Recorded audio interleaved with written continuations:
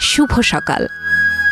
আজ শুক্রবার ২রা মে ২০২৫ খ্রিস্টাব্দ, ৩রা জিলকদ ১৪৪৬ হিজরি, ১৯ বৈশাখ ১৪৩২ বঙ্গাব্দ গ্রীষ্মকাল। গ্রীষ্মের কাঠফাটা রোদ আর দক্ষিণা হাওয়ায় টালমাটাল প্রকৃতি আয়োজন করে সবুজের মাঝে পাহাড়ি রঙে রাঙানো পুষ্পমেলার। এ যেন প্রকৃতির বুকে এঁকে যাওয়া এক নিখুঁত ভারসাম্য।